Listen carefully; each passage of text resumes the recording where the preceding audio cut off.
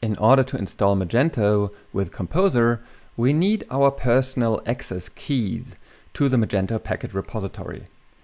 These keys are provided through the Magento.com account in the Marketplace section. So we'll have to log in.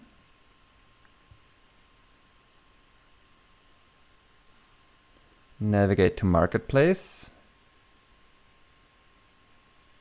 Go to our account profile and then choose access keys. And here they are. The public key is the username and the private key is the password. And yes, before you get any ideas, I will have indeed deleted this key by the time you are watching this. Now, the actual installation of Magento is done by specifying Composer create project, the Magento repository URL, and the package name.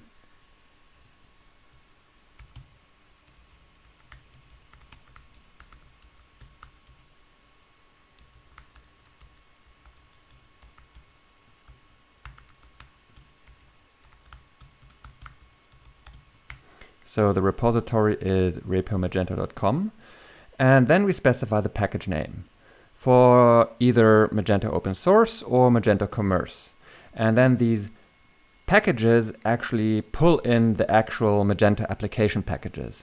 So what we specify here are so-called meta packages.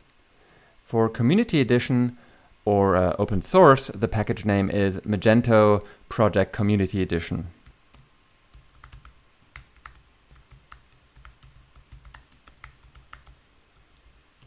I assume this will change at some point in time to be Magento Open Source or something like that. And then we can optionally also specify the target directory into which to install Magento.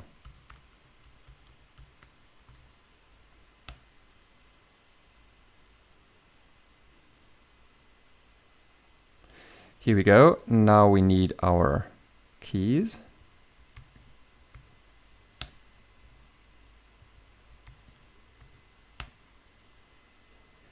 It asks us whether we want to save our keys. Sure. If we want to install the Commerce Edition, so Magento Enterprise Edition, the package name is Magento Project Enterprise Edition. But of course, that is only available through the Magento repository if we have a license. Let's speed up the installation a bit in this video.